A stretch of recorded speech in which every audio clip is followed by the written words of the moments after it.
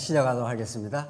우리 이제 하나님 나라의 관점에서 나라 언약이죠. 더 정확하게는 모든 건 언약의 관점인데 그 언약의 내용이 뭐냐 이렇게 했을 때 이제 하나님 나라라는 것이 성경 그 자체에 붙박혀 있다 이런 뜻입니다. 이게 무슨 신학적 개념이 아니라 구약에도 아담에게 하나님 나라를 언약하시고 이제 아브라함에게는 모형적 하나님 나라죠. 그게 이스라엘 나라를 건설해 주겠다.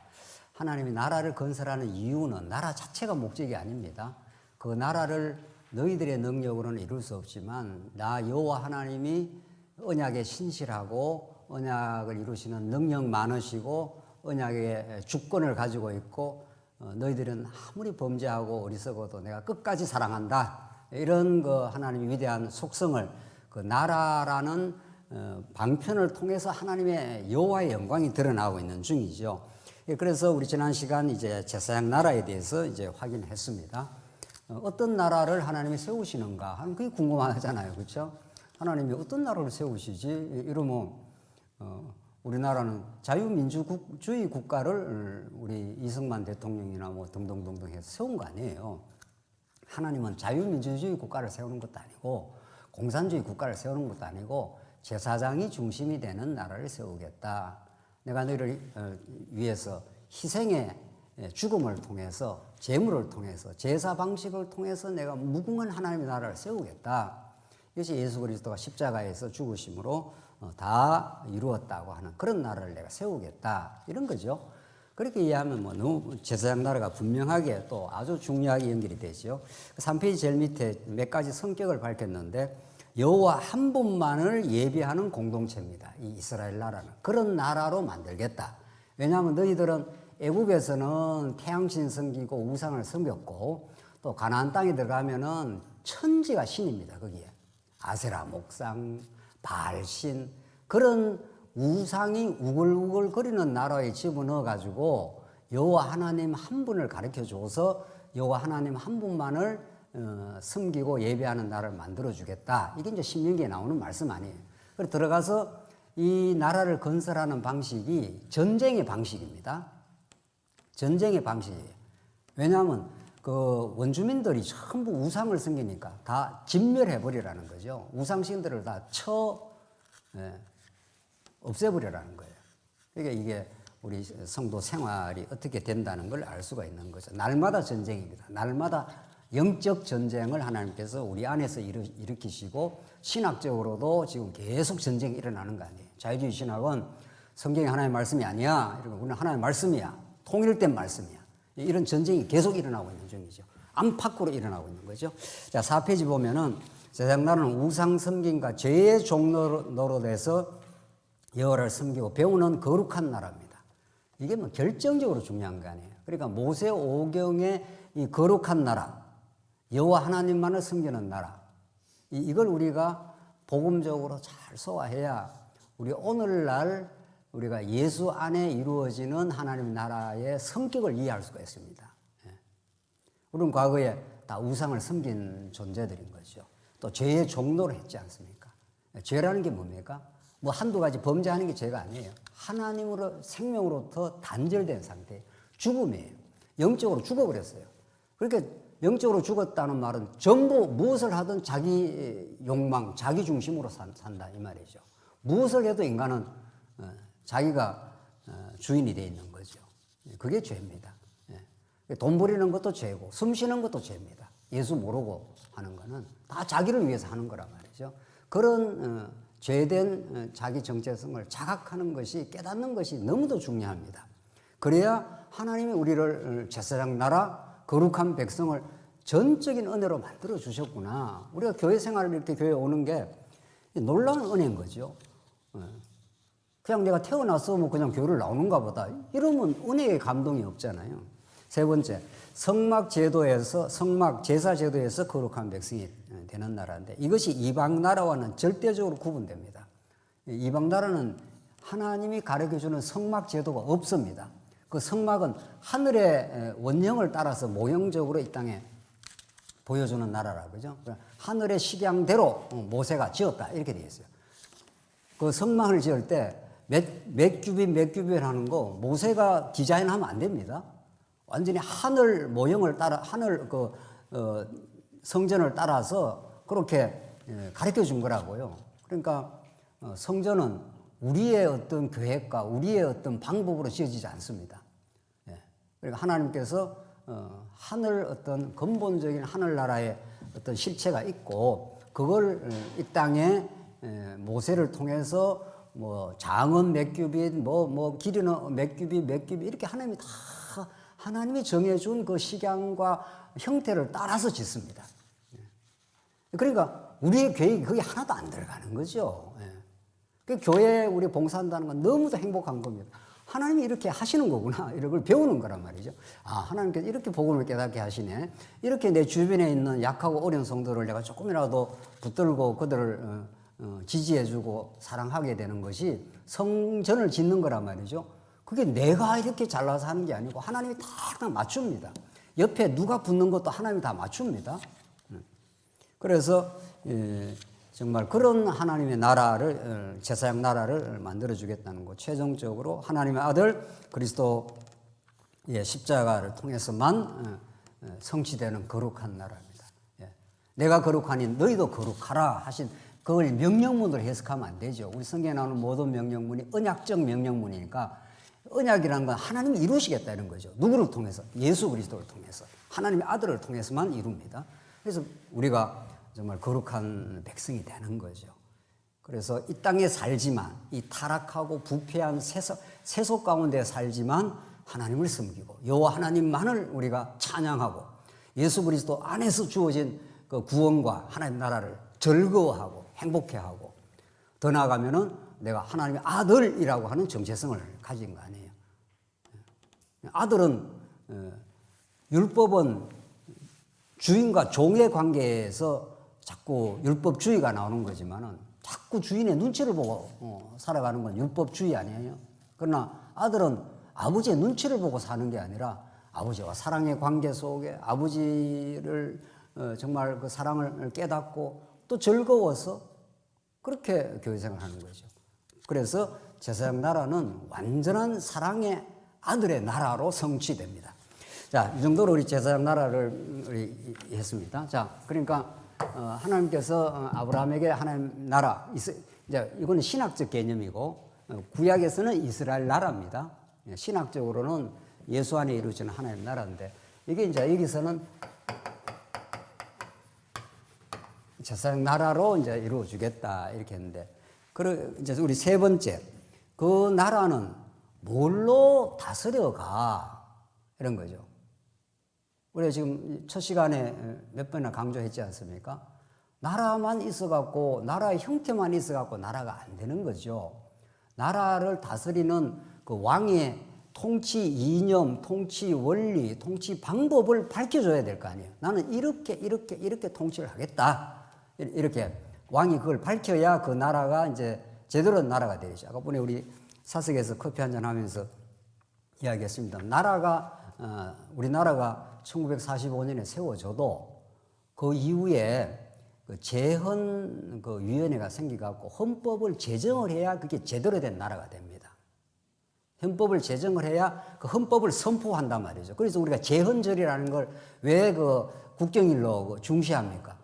재헌절, 헌법을 제정하는 그때부터 본격적인 나라의 정체성과 나라의 방향과 나라는 이렇게 다스린다는 게 성립이 된 거란 말이죠. 나라의 국가가. 우리 하나님의 나라인 교회도 마찬가지지요. 또 우선은 구약에서도 뭐 제사장 나라는데요. 뭐 제사장 나라를 어떻게 세우나? 그러니까 하나님께서 이렇게 세워라가 아니죠. 내가 이렇게 세워가겠다. 아직도 옛날 버릇이 있어가지고 자꾸 한데 하나님이 이렇게 내가 세워갈 거야. 내 나라는 내가 세워갈 거야. 이렇게 한 거죠. 자, 그래서 세 번째 모세 언약인데 하나님 나라의 통치법입니다. 이 완전히 새로운 개념입니다. 이 모세 언약에 나타난 율법을 500년 동안 아직도 이걸 도덕법으로 한다고요. 이걸 죄악 가운데 주신 율법이거든요. 죄악 가운데 있는 율법인데 이걸 통해서 하나님은 이제 앞으로 예수를 보여주겠다는 건데 이걸 모르고 이게 이 중에 이제 주로 10계명을 이걸 여기 일로 들렁 가져오는 거죠. 10계명, 율법 중에 10계명을 여기 가져와가지고 우리 오늘 21세기에 살아가는 우리들한테 자꾸 갖다 대는 거죠. 여호와 하나님을 섬겨라, 도둑질하지 말라, 간음하지 말라. 이걸 마치 인간이 지켜야 될 법으로 이렇게 하는 거죠. 전혀 아닙니다. 전혀. 조금 설명하겠습니다. 율법에 대한 전혀 새로운 이해입니다. 한번 읽어보겠습니다. 이 부분은 아주 좀 엄밀하기 때문에 율법을 내용으로 하는 모세 언약은 모형적 하나님 나라의 통치법으로 주어진 것으로 주어졌다. 이 점은 이전의 이해 방식과는 전혀 차원이 다른 접근이요 이해이다. 모세 언약을 통치법으로 이해하면 하나님이 율법을 주신 목적과 이유가 하나님의 계시 원리에서 설명이 됩니다. 하나님 여호와 되심을 나라를 통해서 드러내시되 나라를 이런 통치 방법으로 내가 다스려 가겠다는 하나님이 자기 계시 방법입니다. 율법 자체가 근본적으로. 이거 이해되시나요? 하나님이 나라를 세워서 내가 이렇게 능력 많은 여호와야. 너희는 범죄했어도 내가 끝까지 제사를 통해서 내가 나라를 세워주는 여호와 하나님이야. 근데 이 나라는 너희 능력으로는 결코 세울 수 없기 때문에 내가 십계명과 법규와 규례를 줘서 이렇게 율법의 방식으로 내가 이 나라를 세우는 나 여호와야. 이렇게 되는 거죠. 여호와 하나님의 능력, 은혜 그걸 드러내려고 지금 율법을 주시는 거죠. 그게 계시 원리에서 설명이 돼야 됩니다. 성경 전부가 다 계시고요. 원래는. 그런데 성경 몇 구절 읽어놓고 뭐뭐 하라 말이 나오니까 덜렁 이걸 우리한테 가져와갖고 이래야 됩니다. 저래야 됩니다는 삶의 도덕적 규범으로 갖다 대버린 거죠. 그러니까 예수 믿는 게 힘든 거예요. 교회 와서. 11조도 하라, 안식일도 지키라, 이것도 하라, 저것도 하라. 하는 게 왜 이리 많아, 하는 게. 우리는 안 하는 건 아니에요, 절대로. 이래 말하면, 그러면 아무것도 안 하고 사나. 그게 아니고, 예수를 잘 믿고 사는 거예요. 예수 한 번을 정확하고 복음적으로 잘 믿으면 정확하게 자기 부인이 일어나고, 나는 아무것도 아니었구나. 부인이라는 게 자기 아무것도 아니라는 게 드러나야 돼. 그리고 예수 안에서 얼마나 하나님의 사랑을 받았구나. 그 사랑을 받은 사람은 가만 못 있는다니까요. 사랑받는 사람은 뭐라도 합니다. 뭐라도 교회를 위해서 하고 싶고, 뭐라도 아직 진리를 모르는 성도를 붙들어 주고 싶고 한 거죠. 자, 그건 이제 좀 더 이야기하고, 일단 율법 언약부터. 자, 전통적 이해의 문제점부터 한번 봅시다. 5페이지 가보겠습니다. 자, 종전에는 그러니까 고전적 언약 신학을 포함하는 전통적 개혁 신학은 모세 율법을 신약 성도의 생활 규범 혹은 삶의 원리로 가는 요게 이제 문제입니다. 지금까지 500년 동안 특별히 이제 십계명이 등장하면 이게 삶의 원리라는 거예요. 천부당 만부당해요, 진짜. 이스라엘 백성들에게 이렇게 살아라 저렇게 살아라 삶의 원리로 줬다는 특히 십계명. 이는 뭐 율법을 주신 분은 하나님이시지만 율법을 지키느냐 안 지키느냐는 주체는 누가 되는 거예요? 인간이 되죠. 이 점이 결정적인 신학적 오류입니다. 자, 요거 하나만을 우리가 정리하고 해도 뭐 충분히 오늘 시간이 되는데. 자, 하나님 율법 좋습니다. 율법을 주신 분은 하나님이시고, 그러고 이제 딱 끊겨요. 여기가 끊기죠. 하나님은 율법을 주시고, 너가 한번 해봐. 그러니까, 인간이 이 율법을 지킬 거냐, 말 거냐, 지킬 수 있느냐, 없느냐, 이렇게 이제 본다는 거예요. 그러니까 이게 도덕 규범이 되는 거죠. 이렇게 되는 거예요. 그러니까 하나님 율법을 줬고, 인간은 율법을 내가 열심히 노력해 줘야 된다. 주신 분은 하나님이고, 행하는 존재는 누구예요? 인간이 되는 거죠. 율법이, 성경이 그렇습니까? 구약이 그러냐고요? 이게 아니라 하나님은 율법을 주셔서 이미 율법 전에 하나님께서 나라에 관한 언약을 하시고 내가 이런 방식으로 이루어서 내가 이루겠다 하는 언약이라고요. 이게 전부가. 나라도 언약이고 율법도 언약이니까. 그래서 이걸 최종적으로 누구한테 이루어요? 예수를 바라보는 거예요. 예수에 대해서 가르쳐 주는 말씀이에요. 그래서 예수님이 이거 모든 걸 이루어요. 내가 예수님이 하나님 나라를 이루러 오시기도 하고 예수님이 율법을 성취하러도 와서 예수가 우리한테 우리가 성도가 예수의 법이 사랑의 법이 우리한테 적용이 되는 거죠. 무슨 간략하게 설명을 하면 그렇죠. 그래서 율법이 우리는 율법 아래 있지 아니하니라 너희가 성령 아래 있는 갈라디아서 말씀입니다. 너희가 성령 아래 있으면 율법 아래 있지 아니하리라 갈라디아서 그렇게 말하니까 율법의 아래 안 있어요. 율법 아래 있으면 종이 돼요. 종. 이거 해라 저거 해라 하니까 자꾸 종이 되지. 근데 우리는 율법에서 벗어났고 사랑의 법 아래 왔고 아버지와 사랑의 관계 속에 들어와서 즐거이 한다니까요. 교회 생활을 율법을 지키려고 하는 게 아니라 우리는 즐거이 주일날 오고 즐거이 우리가 봉사도 하고 즐거이 우리가 사랑을 한다니까요. 이 감각이 이 영적인 이 진리 감각이 생겨야 진짜 자유하는 율법 아래 있는 거죠. 그 야고보서에서 자유하게 하는 율법의 통치를 받아라 하는 말이 그런 뜻이에요. 야고보서가 말하는. 그래서 이 율법은 조금 더 설명해 보겠습니다. 율법은 거룩한 신정 국가 개념입니다. 자, 보십시다. 율법을 줬습니다. 하나님께서 모세에게. 이때 왕이 있습니까? 없습니까? 없어요. 인간 왕이 없다고요. 누가 왕이에요? 여호와가 왕이라니까요. 하나님이 아브라함에게 여호와 하나님이 약속을 하고 모세 여호와 성경은 여호와 하나님을 지금 드러내는 거죠. 근데 여호와 하나님이 여기 모세에게 율법을 줄 때 여호와 하나님이 왕이셔요, 이미. 그래서 여호와 하나님이 통치하는 나라를 이미 여호와 하나님이 직접 통치해요, 구약에는. 그걸 우리가 신정국가, 신이 다스리는, 신이 정치하는 나라예요. 이 개념이 굉장히 중요해요, 사실은. 그래서 하나님께서 자손 땅 통치도 다 여호와 하나님이 왕이 되셔서 이루는 여호와 하나님이 다스리는데 여호와 하나님이 어떤 법을 줄까 하는 거죠. 우리나라에는 대통령이 대통령이 다 만드는 건 아니지만 우리 민주국가는 대통령하고 뭐 여러 국회의원들하고 법을 만드는 거지만은 국회에서는 엄밀하게 만드는 거지만은 여호와가 통치하는 나라에는 여호와의 헌법, 여호와의 율법 누가 만들겠어요? 모세하고 상의해서 만들겠습니까?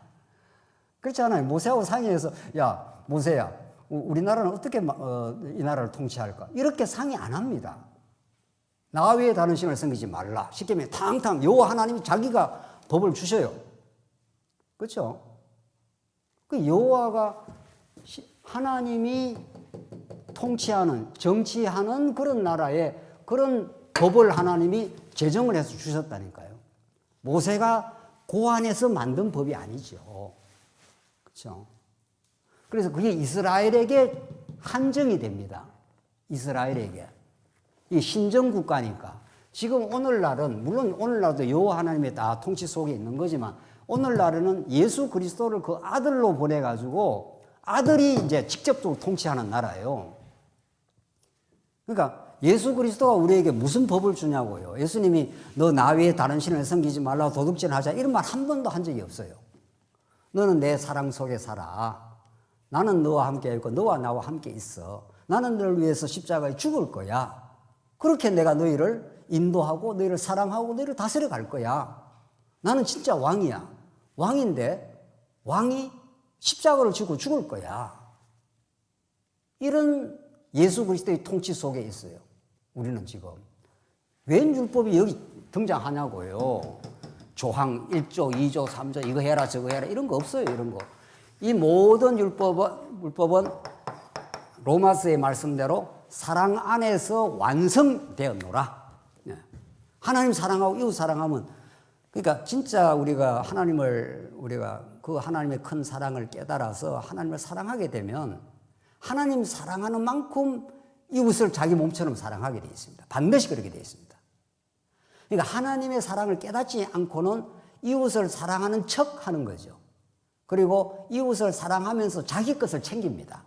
반드시 인간은. 하나님과의 관계가 복원이 되지 않고 하나님과 떨어져 있어 인간은 공자 명자 다 이웃 사랑하라 그래요. 공자의 인이라는 게 사랑이에요. 그 예수 모르는 사람이 이웃을 인자롭게 자비롭게 대해줘라는 거예요. 그래서 예수를 모르고 하는 행동은 반드시 자기 몫을 챙겨요. 반드시 그래야 되겠습니다. 보상 없는 행위가 없어요. 내가 이만큼 했는데 돌아오길 바라는 거죠. 인간은. 인간의 모든 행동은 먹이면 되먹임을 기대해요. 이게 인간이에요. 타락한 인간은. 왜? 자기로부터 시작이 됐으니까. 뭔가 하고 나면 자기에게로 돌아와야 돼요. 그게 물질이 돌아오든지 인정이 돌아오든지 아이고 잘했네 고맙네 하는 마음이 돌아오든지 뭔가 돌아와야 돼요. 그게 안 돌아오면 어떻죠? 섭섭하지. 얼마나 섭섭한데 우리가. 내가 했다고 생각하면. 그렇죠? 그런데 하나님 사랑 속에서 우리가 살게 되면 하나님 사랑은 우리 인생을 충만하게 만들어버려요. 내 컵이 넘치는도다 내 잔이. 그렇죠? 원수들의 앞에서 상을 베푸시니 내 잔이 넘치나이다. 영어로 하면 overflow. 하나님께서 내게 베푸신 은혜와 사랑이 철철 넘쳐버려요. 넘쳐서 흘러나가기 때문에 내가 교회를 위해서 진심으로 사랑하고 나고 섬기고 나면 내가 했다고 느낄 수가 없어요. 하나님이 내게 채워서 넘쳤기 때문에 내가 한 게 없죠. 내 기억 속에 없죠, 아예. 내 기억 속에는 더 사랑했으면, 내가 많이 부족했구나, 더 사랑하고 살았으면 하는 부족함을 느끼지 내가 했다는 게 안 생겨요, 절대로. 가짜예요. 하나님과 관계 회복이 되지 않고 하나님의 은혜와 사랑을 깨닫지 않고 일체 인간이 하는 모든 것은 자기 기억 속에 내장이 되어 있어요. 그래서 마태복음 마지막에 너가 나를 위해서 찾아왔고 물 주었고 하니까 내가 언제 했습니까? 그러잖아요. 그게 진짜 한 거예요. 왜? 여러분과 제 안에 예수의 사랑의 통치가 했기 때문에. 그래서 사랑의 아들의 나라 안에 율법의 성취인 사랑의 법의 통치가 이루어진다니까요. 이건 정말 감사할 일이고 정말 이게 복음의 행복한 일인데 오늘날 수많은 성도들이 이 기쁨을 놓치고 있는 거죠. 내가 했는데 내가 왜 안 알아주냐. 이건 예수 믿는 게 아니에요. 자기를 믿는 거지. 그렇지 않아요? 예수를 믿으면 그렇게 되지 않아요. 예수를 믿으면 자기가 한 게 하나도 없어요. 내 안에서 예수가 행한 일밖에 없다니까요. 그게 얼마나 행복하냐고요. 진짜 하나님은 우리를 하나님의 아들인 우리를 진짜 행복하게 만드는 게 목적이에요. 그게 하나님 나라의 누림이라는 거예요. 진짜. 이걸 우리가 제대로 알고 제대로 정통으로 깨달아 버린다면은 정말 그 자유와 행복, 기쁨 이런 것들을 우리가 누리면서 교회 생활이 가능하고 우리 성도 관계가 가능한 거죠. 네 번째, 하나님 나라의 그 통치법으로서 이제 율법을 조금 더 이제 들어가 봅시다. 이제 정말 그런 율법이 하나님 나라의 통치법인지 아닌지를 그 세목이 이제 계명, 법규, 규례입니다. 법규는 옛날로는 번역에는 율례인데 그래서 십계명이라는 게 5페이지 밑에 십계명은 통치법의 근본이다. 이는 여호와 하나님만을 경외하는 법이에요. 그러니까 1조가 제일 중요하고 나머지는 전부 1조에 붙은 하나의 법이에요. 나 외에 다른 신을 섬기지 말라. 여호와 하나님만이 이 나라를 세우고 이 여호와 하나님의 이름만이 존귀함을 받는 나라다. 얼마나 거룩한 법입니까? 근데 문제는 조금 더 밑에 하나님 사랑과 이웃 사랑의 대강령으로 요약이 됩니다. 이게 이제 예수님께 오면은 내가 율법을 다 지켰습니다. 그 선한 관원이 그렇게 말해요. 그럼 너 한번 지켜봐. 내가 다 지켰습니다. 예수님 뭐라 그랬죠? 너 재산 다 팔아갖고 가난한 데 다 주고 날 따라와봐. 그 사람은 그 껍데기로 지킨 거지. 지키기 뭘 지켜요? 다 지키고 자기가 챙긴 거지. 다 지키고 내가 했다고 자기가 챙긴 거라니까요. 근데 진짜 네가 네 이웃을 네 몸처럼 사랑해. 그러면 다 팔고 따라와. 그러면 그렇게 사랑한다며. 사랑하면 헐벗고 고통받는 사람인데 네가 가지고 있으면 그 사람 다 줘야 사랑하지. 네가 한번 해봐. 네가 예수야? 이런 거죠. 예수는 그렇게 하신다니까요. 여러분과 저를 이웃을 내 몸처럼 사랑해서 자기가 모든 걸 줬어요. 모든 걸 다 벗고 다 찢기고 상하고 모든 걸 생명을 다 주셨다고요. 한없이 주셨어요. 그분은. 근데 이게 율법을 지킨다고 인간이 말이죠. 조금 뭘 한다고 착각을 하고 그걸 자기 공로로 착착 쌓고 말이죠. 아니에요. 전혀 아니에요. 이게 지금 여기서부터 딱 정리를 하고 들어가지 않으면은 복음이 복음으로 다가오질 않아요. 그래서 그 6페이지 보면은 이런 게 이제 하나님 사랑과 이웃 사랑인데 이런 십계명은 하나님 나라의 거룩한 통치 원리를 보여줄 뿐 아니라 이스라엘 백성들에게 적용할 때는 그들의 본래적인 죄성을 드러낸다. 이게 중요하죠. 십계명은 너무 거룩한 법입니다. 하나님만이 이루시는 법인데 이게 이 율법이 특히 십계명이 이게 이스라엘 백성들에게 이건 하나님의 거룩한 법이에요. 그렇죠? 여호와 하나님만 섬기는 법, 그리고 하나님 사랑, 이웃 사랑의 법, 아주 좋은 거룩한 법인데 이게 누구한테 등장하느냐에 따라서 완전히 달라져요. 이게 예수님에게 적용이 되면 예수님이 그대로 이루어요. 예수님은 하나님의 아들이시니까 하나님 사랑, 이웃 사랑을 십자가에 다 이루는데 이게 죄인인 인간에게 아담 타락한 이후 모든 인간이 죄인이 됐죠. 그렇죠? 그래서 이 거룩한 법이 등장하면 등장할수록 이스라엘 백성들의 숨겨놓은 죄가 어떻게 된다고요? 완전히 까발라지는 거죠. 완전히 드러나는 거죠. 그래서 하나님께서 모세한테 십계명을 주러 시내산에 데리고 와서 받으러 간 사이에 빨리 안 내려온다고 드디 옴을 보고 이 아론을 앞장세워 가지고 이스라엘 백성들이 난리가 난 거죠. 금송아지 만들어. 이게 우리를 인도해낸 여호와 신이다. 온 이스라엘 백성들이 그렇죠? 그게 정확하게 우리의 모습이라니까요. 뭐 더도 덜도 아니라니까요. 아, 나는 그래도 교회 열심히 잘 나오고 잘 하는데 자꾸 뭐 목사님하고 자꾸 뭐 우상을 씁니다. 우상 천지입니다. 우리 안에. 탐욕 자체가 우상이에요. 뭐 좀 잘하려고 하는 것 자체가 우상이에요. 잘하려고 하는, 우리 뭐 좀 잘하려고 하잖아요. 그렇죠? 뭐든지 좀 잘하려고. 왜 잘하려고 하는 거예요?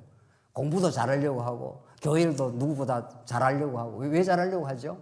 하나님 여호와를 위해서? 아니죠. 누구를 위해서? 자기가 드러나니까. 내가 남들보다 잘하니까. 멋지게 드러나니까. 그러니까 이거는 뭐 의식적으로 노력한다고 없어지지 않습니다. 예레미야서의 말씀에 따르면 표범이 그 반점을 없애겠느냐? 구스가 그 피부를 변하게 만들겠느냐? 구스라는 게 그 흑인입니다. 흑인이 목욕탕 가서 이태리 타올로 밀면 밀수록 흰 뽀얀 살까지 나오는 게 아니고 점점 밀면 밀수록 뭐가 나온다고요? 새카만 피부가 더 나와요. 인간이 노력한다고 이게 죄에 북박혀 있는 죄성을 이길 수 있느냐? 이걸 정확하게 우리가 정리하지 않고 깨닫지 않고는 복음이 뭔지 모릅니다. 복음을 말해주면은 그게 그대로 자기를 드러내는데 이용을 해버린다니까요. 조금 알고 나면. 그래서 우리 말씀 운동도 뭐 그런 게 많았지 않습니까? 내부터 뭐. 이론을 좀 아니까 뭐. 눈에 보이는 게 없지 뭐. 얼마나 깊은 죄악된 존재인지를 이 거룩한 법이 다 온천에 다 드러내버려. 이 드러나는 게 좋은 거예요. 왜 좋은 거예요? 왜? 다 드러나야 어디로 오니까 이제 어디로. 규례가 말해주는 율법 중에 십계명 그 다음에 법규가 규례가 말해주는 어디로 오니까 어디로 오죠? 여러분이 이야기하세요. 대화를 해야지 대화를. 죄가 더 많이 드러나면 드러날수록 어디로 갈 수밖에 없나요? 성막. 그러니까 성막에 이렇게 만들어라는 게 규례에 너무 자세하게 돼 있잖아요. 출애굽 후반부에 뭐 성막은 이렇게 만들고 저렇게 만들고 뭐 덮개는 이렇게 만들고 이렇게 만들고. 그러니까 성막이 너무 중요한 거예요. 너무 좋은 거예요. 이스라엘 백성들에게는. 성막 없는 이스라엘 나라를 상상할 수 없는 거 아니에요. 그러니까 죄가 많이 드러나면 드러날수록 성막에서 죄가 많이 용서가 되는 거죠. 죄 많은 곳에 어떻게 되죠? 은혜가 어떻게 더욱 넘쳤나니. 정말. 그렇죠? 이게 계명이라고요.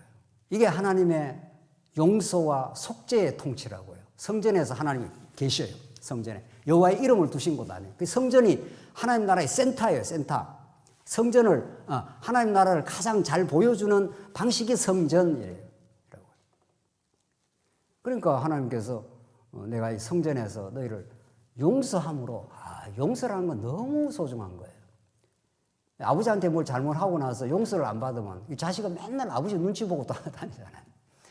어디 눈 맞추는 게 두려워갖고 아버지 돈을 훔쳐갔으니까 눈만 맞추면 찔끔하는 거죠. 어이구 이거 아버지가 또 이거 알아먹는 거 아닌가 말이지.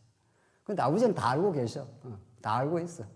그리고 아버지는 벌써 다 용서까지 다 해버렸어. 그 무한한 십자가를 통한 용서. 그 용서 때문에 우리가 하나님 아버지 이렇게 우리가 나올 수 있다니까요. 하나님 아버지 오냐 탕자가 돌아와고 이게 들어가면 이게 재산 다 들어 먹었는데 이거 엄청 내가 잘못했는데 그러니까 아버지는 재산 관심도 없습니다. 재산은 여러분 자식이 재산 갖고 나가면 재산 이놈 자식이 재산 이거 어디 팔아먹나 그 관심이 있겠습니까? 이놈이 지금 살아있나 안 살아있나 그게 관심이 있지 재산은 관심도 없습니다. 아버지 품에는. 왜? 하나님과 우리 관계는 사랑의 관계니까 생명의 관계니까 이 자식이 이게 지금 건강이나 이게 해가 살아있을까 돌아오면은 야 이놈아 네 재산 갖고 어디 갔어 너 이런 말 하나도 안 한다니까요. 아버지가 더 좋아서 끌어안고 난리를 치는 게 죽었던 자식들한테 풍하고 울려 잔치 벌여. 그러니까 이 큰아들 놈이 이게 이제 문제예요. 이게 꼬박꼬박 아버지에서 열심히 잘 살았거든. 나는 뭐 아무것도 안 해주고 말이지 뭐. 왜 저놈은 저렇게 염소 한 마리 안 해주더니만 내가 아버지 위해서 열심히 살았는데 이거죠. 이게 바리새인인 거죠. 그러니까 아버지가 다시 가르쳐 주지 않습니까? 내 것이 다 내 것 아니야. 네가 지금 얼마나 뭐 지금 열심히 노력해서 뭐 일하는 모양인데 내 것이 다 내 거야. 너는 내 사랑하는 아들이야. 내 모든 풍요한 모든 게 너 거라고. 이게 지금 큰아들은 자기가 뭘 좀 한 것만 기억하는 거예요. 아버지가 것이 전부 내 것으로 지금 올 건데 결국은. 그 사랑, 그 풍요함, 그 능력, 그 은혜, 영원한 하나님의 나라, 그 생명, 그 전부 큰아들이고 작은아들이고 똑같이 다 줘요, 하나님께서는. 못 깨달은 것 뿐이지, 이게 큰아들은. 지가 잘했다고 생각하니까, 의인이라고 생각하니까. 작은아들은 지가 망가졌다고 생각하니까, 아버지 가슴에 못 박았다고 생각하니까 엄청 은혜를 깨닫는 거지. 뭐. 그러니까 차이는 큰아들이나 작은아들이나 아버지 하늘은 다 소중해요. 다 소중한 아들이라니까요. 그런데 이 죄를 많이 지은 이 작은 아들은 엄청 은혜를 깨닫는 거고 자기가 죄인이 아니라고 생각하는 큰 아들은 은혜를 못 느끼는 것 뿐이고 그 차이밖에 없어요. 다 우리 천국 갈 거예요. 다 예수 믿으면. 근데 이 땅에서 정말 감사하고 기쁘게 사는 사람은 어떤 사람이 감사하고 기쁘게 사냐고요. 자기가 얼마나 탕자 같은 죄 많은 인생인가. 아버지를 떠난 인생. 그런 사람은 교회 생활이 늘 행복하지 뭐. 늘 감사하지 뭐. 자다 깨나도 뭐 감사하지 뭐. 그렇고 자기가 뭘 좀 했다고 생각하는 사람은 교회 생활이 행복하질 않아. 내가 이렇게 왜 이렇게 말했는데 안 알아주나. 이러니까 행복하질 않는 거예요. 그 차이가 있는 것. 그래도 사랑하는 아들이에요. 그 자식도. 진짜 이 하나님의 사랑은 정말 이 탕자 비유는 정말 기가 막힌 복음을 갖고 있는 거예요. 그래도 아버지, 야, 내 가지고 있는 게 다 내 것 아니야. 너는 내 사랑하는 아들이고 내 모든 걸 상속받아, 결국은. 지금 조금 버렸다, 안 버렸다. 그게 지금 문제야. 지금. 이게 복음이라니까. 이게 십계명을 통해서 하나님의 영원한 사랑을 드러내되 하나님께서 아담 타락 이후 죄를 다 덜치워내고 성막에 와서 작은 아들처럼 돌아오는 그 아들을 온전히 감싸고 아들이라고 칭해주고 잔치 벌여주고 이게 교회라니까요. 교회는 죄인들이 와서 행복해하는 곳이에요. 그렇죠? 뭐 의인이 와서 뭐 열심히 자기를 증명하는 곳이 아니라고요. 두 번째, 법규는 더 기가 막힙니다. 법규는 이게 정말 공의의 법, 배상법이에요. 잘못하면 반드시 갚아라. 안 갚으면 죽어요, 이게. 이는 이로 누는 누로. 이게 공의의 법이에요. 하나님의 법은 시퍼렇게 공의 혹은 정의가 살아있는 법이에요. 죄를 지면 그대로 갚아야 돼요. 그대로. 그러면 살아남을 사람이 없잖아요. 그러니까 하나님께서 배상법을 주신다니까요. 잘못하면 이렇게 배상하면 너 살할 수 있다. 공의의 법도 예수 그리스도를 뜻하는 거고, 배상법도 우리의 영원한 배상, 영원한 우리의 속전이 되신 예수 그리스도를 뜻하는 것이고, 그 다음에 또 자비의 법도 예수 그리스도를 가리키는 말씀이고, 추운데 살아가는 그런 사람들, 옷을 전당 잡히면 춥기 전에 돌려줘. 이게 자비법이라니까요. 하나님이 통치하는 이스라엘 나라는 그 가난한 사람이 그 옷을 먹을 게 없어가 전당을 잡히면 저녁에 그 옷을 안 찾아가면 얼어 죽지 않습니까? 이렇게 자비해요, 하나님이. 그러니까 이런 하나하나 방법들이 하나님의 공의와 사랑을 표현하는 방법이에요. 나는 이런 나라를 건설해 갈 거야. 이게 전부 예수 안에서 이루어지는 언약의 법이야. 이렇게 가르쳐 주는 거죠. 자, 규례는 우리가 설명했고, 규례는 이제 성막입니다. 자, 오늘 마지막으로. 자, 이제 규례는 이제 성막에 대한 모든 제사 행위가 규례라고 그랬죠. 그래서 십계명을 갖다 대면 죄가 드러나고, 죄가 드러난 이스라엘 백성들이 성막에 올 수밖에 없는. 아버지, 내가 참 죄 짓고 마음이 괴롭습니다. 여러 가지 어려움이 많습니다. 라고 그 상처받고 고통받는 가슴을 안고 성막으로 나옵니다. 모든 이스라엘 백성들이. 이 땅의 모든 관계 갈등, 마음의 상처, 고통은 그 뿌리로 들어가면 하나님을 잃어버립니다. 하나님과 생명의 단절, 그 죄로부터 다 발생한 겁니다. 그것 때문에 우리가 가족 간에도 힘들어하고 뭐 친구 간에도 여러 가지 복잡하고 어려운 일들이 자꾸 생기는 거는 뿌리가 죄예요. 그걸 우리가 해결할 수가 없다고요. 그러니까 예수님이 온전히 이 죄를 용서해 주고 그 사랑 속에 살게 되다 보니까 우리가 지난날 여러 가지 복잡하고 어려운 일들을 하나하나 하나님께 기도하게 되죠. 그렇죠? 하나님, 내가 살아온 게 내 딴에는 열심히 살았는데 어쩔 수 없이 내가 내 중심으로 너무 많이 살았습니다. 그러다가 옆에 사람들도 힘들게 한 적도 많고 정말 그런 존재임을 이제 하나님 앞에 알게 되었습니다. 이런 거죠. 주님이 아니면은 하나님의 긍휼함과 언약적 사랑, 영어로 하면 unfailing love라고 하는 실패하지 않는 하나님의 헤세드 같은 사랑이 없으면 내가 하나님 앞에 나올 수가 없습니다. 시편 전부가 그 말씀이에요. 시편이. 전부가 하나님 앞에 기도하고 하나님을 부여잡고 하나님의 능력으로 아니면 살 수가 없는 존재입니다. 그러니까 하나님께서는 그렇게 낮아진 기도하는 그 자리에 하나님이 응답하시고 회복시키시고 새롭게 하고 하나님 나라 백성이야. 이렇게 만들어주는 거죠. 우리를. 그 과정을 반드시 거치는 거죠. 그래서 이 죄는 그 자체로는 아주 하나님 앞에 어리석은 거지만 우리를 하여금 기도하게 만드는 과정일 뿐이에요. 사실은. 그래서 기도 없는 우리 신앙생활이 없는 거죠. 그러니까 시편 1, 2편이 언약이고 그 중간 토막이 전부 기도예요. 전부 하나님께 기원하고 간구하고 그래요. 최근에 우리 집에서 이렇게 시편을 읽는데 너무 좋아요. 시편이. 이렇게 좋을 수가 없어요. 시편은 우리의 연약한 상태, 우리의 죄에 몸부림치는 우리의 모습을 너무도 잘 드러내고 하나님 앞에 나오게 만들고 그게 우리 신앙생활이고 그렇습니다.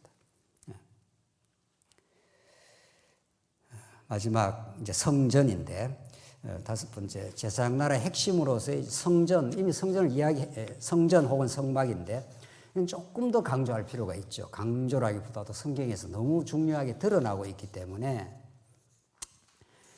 지금 최근에 우리의 좀 더 보완된 우리 성경 신학에서는 또 하나의 신학적 강조점은 하나님 나라 모티브에는 언제나 성전 모티브가 동반을 합니다.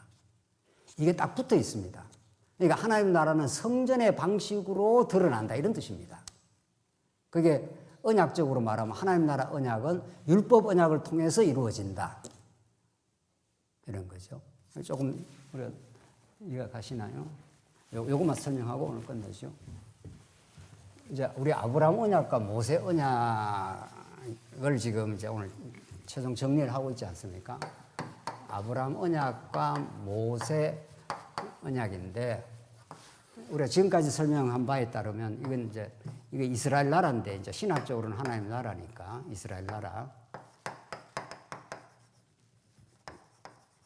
하나님께서 자손, 땅, 통치, 왕들을 내가 세워서 나라를 건설해 주겠다. 그런데 어떤 나라야? 이런 나라야. 그게 제사장 나라, 제사 제도가 그 나라의 핵심이 되는 나라다. 이런 거죠. 그래서 죄인들이 소망을 얻는 나라다. 그렇죠? 죄인들이 용서를 받는 나라다. 죄인들이 진정으로 하나님을 만나는 나라다. 어디에서? 성막에서, 나중에는 성전에서, 그리고 나중에는 예수 그리스도 안에서, 그리고 성령 안에서 여러분이 성전입니다. 여러분과 저가. 그렇게 되죠. 자, 그래서 이제 성막 혹은 성전이라는 게 하나님 나라와는 분리할 수 없습니다. 하나님의 통치가 이루어지는 걸 우리는 하나님 나라라 그러는데 하나님은 어떤 통치가 이루어져? 성전에서 통치가 이루어진다. 이런 뜻입니다. 어떤 통치? 이때 통치는 모든 세상 왕은 자기 힘으로 통치를 하죠. 그리고 다른 사람을 지배하는 통치를 하죠. 왜 권력을 그렇게 사람들이 잡으려고 합니까? 권력을 잡아야 모든 사람들이 자기 앞에 줄을 쓸 거 아니에요.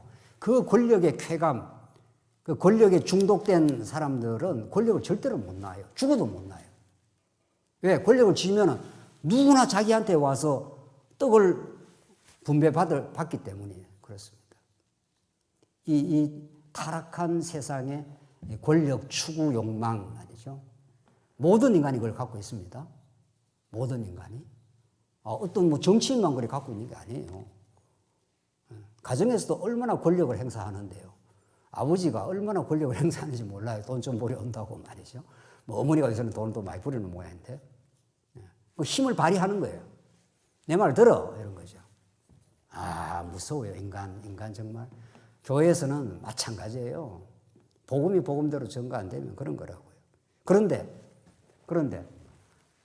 하나님 나라는 하나님이야말로 권력 중에 권력 아닙니까?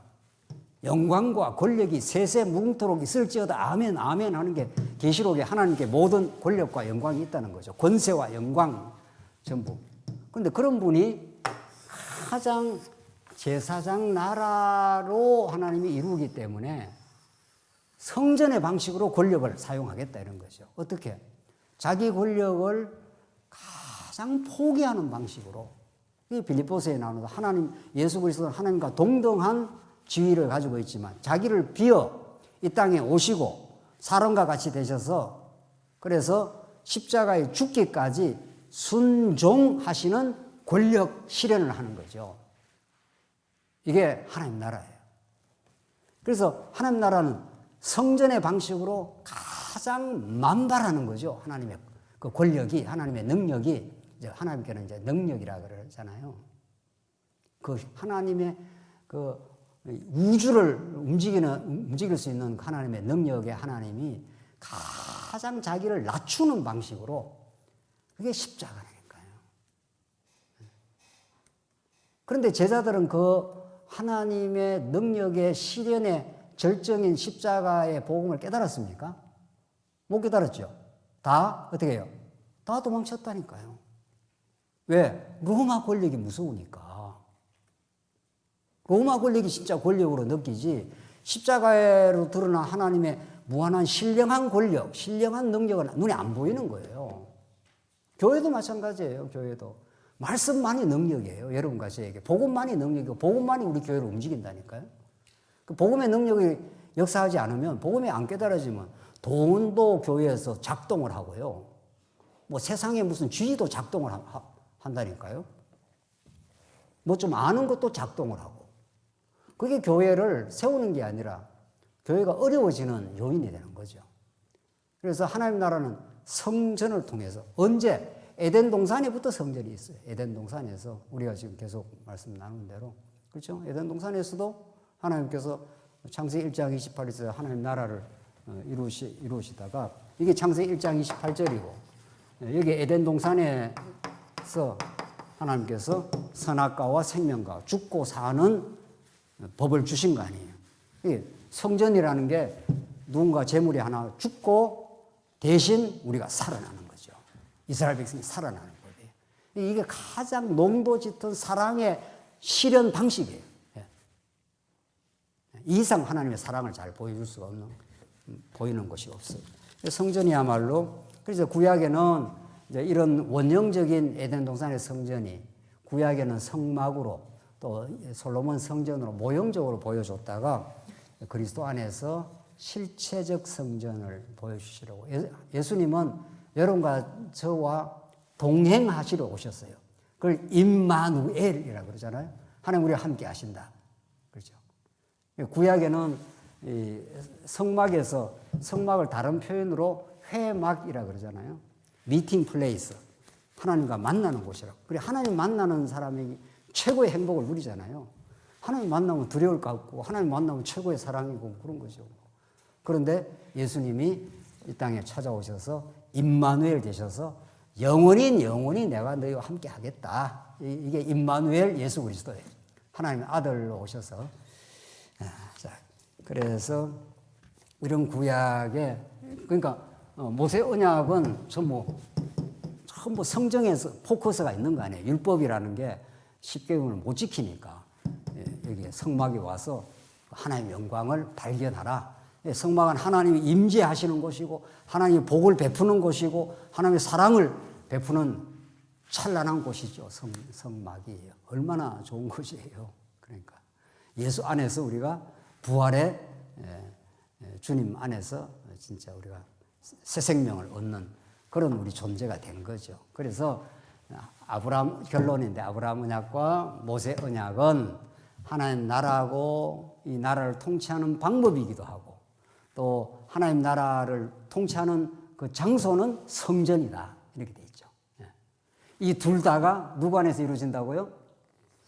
예수 그리스도 안에서 이 모두가 이루어지시고 예수님은 십자가에 죽으시고 부활하시고 십자가의 언약의 저주를 대신 받아 죽으시고 부활하셔서 이 땅에 하나님 나라를 이 땅에 세우시고 그리고 세울 뿐 아니라 성천하시고 하늘로 가셨어요. 하늘 보좌 우편에 지금 계신다니까요.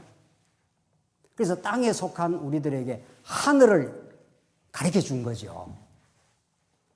이 놀라운 복음 말이죠. 우리는 땅의 것만 보고 살아요. 다 땅에서 어떻게 해야 먹고 살고 어떻게 해야 잘나고 뭐 이렇게 우리가 타락한 우리 옛사람은 그렇게 살았지 않습니까? 그런데 하나님은 성천도 중요해요. 십자가도 중요하고 부활도 중요하지만 성천이 얼마나 중요한지 몰라요. 성천. 구약식으로 말하면 제사장이 하나님 지성소까지 나아감을 성천 아니에요. 여기 나아가야 우리도 하나님께 나아갈 수가 있죠. 그래서 하늘 보좌에서 예수님 다시 오실 때까지 하늘 보좌에서 지금 하늘 통치를 하고 계셔요. 그러니까 예수를 믿는다는 건 하늘이 열린 사람이고 하늘과 땅이 하나가 됐어요, 지금은. 그래서 이 땅에 하나님의 교회가 성전이 지금 이루어져 가고 있는 거 아니에요. 성전은 하늘과 땅이 만나는 자리, 하나님과 죄인 인간이 만나는 회막이니까. 그렇죠? 이런 영광스러운 곳이 우리 교회라고.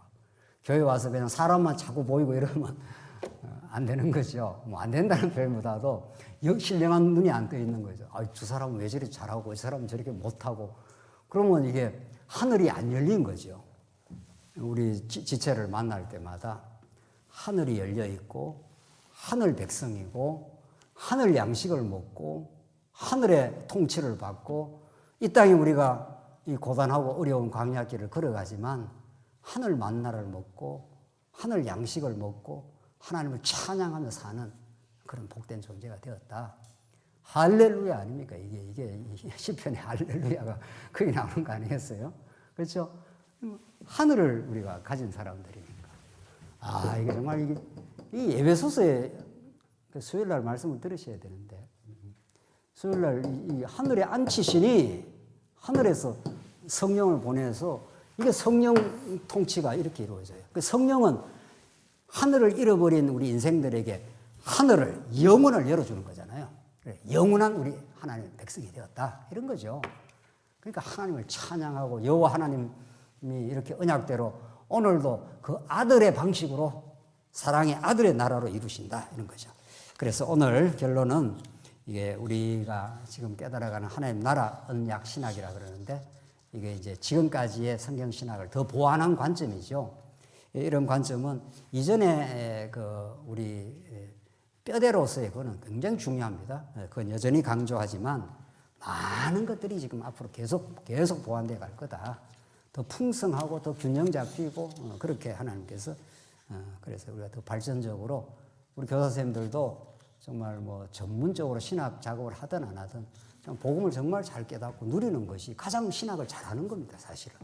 이론적으로 뭐 잘한다고 신학을 잘하는 게 아니라 정말 이 복음을 정말 진정으로 깨닫고 우리는 하늘을 잃어버렸던 하늘을 회복된 인생들, 하나님을 여호와로 믿는 인생, 여호와께서 아버지를 보내주셔서 우리가 아들 예수를 믿게 되는 인생인 거죠. 그래서 아브라함 언약과 모세 언약은 너무도 관련이 되어 있고 이 모든 것들이 예수 한 분의 적중이 되고 하나님 우리 아버지에 대해서 가르쳐주는 말씀이다. 이렇게 정리가 되면 우리 선생님들이 아이들을 가이드할 때 너무 세세한 것보다도 굵직굵직한 하나님의 살아계신 그 언약의 신실하신 정말 하나님 나라로 우리를 부르신 그리고 우리 죄 많은 인생들을 성전에서 용서하심 그리고 하나님 만나주심 이런 이야기들을 우리 아이들하고 정말 기쁘게 나누면 아이들도 영혼이기 때문에 다 알아듣습니다. 정말 이거 영혼입니다. 아이들도. 아이들이 뭐 어른처럼 못 알아듣는 것도 어떻게 보면 아이들이 정확하게 전달해 주면은 그게 신비에 꽂히고 그게 살아나고 아, 이게 진짜 하나님의 인도가 있구나 이렇게 깨닫게 될 때 얼마나 여러분들이 교사 생활이 참 기쁨이 되고 보람이 있는지 모릅니다. 다 같이 한번 기도하겠습니다. 하나님 아버지 은혜를 감사합니다. 오늘 아브라함 언약과 모세 언약이 얼마나 복음적으로 연결되고 정말 그리스도 안에서 성취될 언약의 말씀인지를 우리 확인했습니다. 이 복음을 깊이 있게 깨닫게 하시고 정말 우리가 얼마나 죄인이었는지 얼마나 큰 용서를 받았는지 하나님을 아버지로 모시는 정말 놀라운 정체성을 가지고 사는지를 우리가 깊이 깨닫고 누리며 또 그렇게 우리 아이들에게 복음을 전하며 살게 하시옵소서. 예수님 이름으로 기도하옵나이다. 아멘.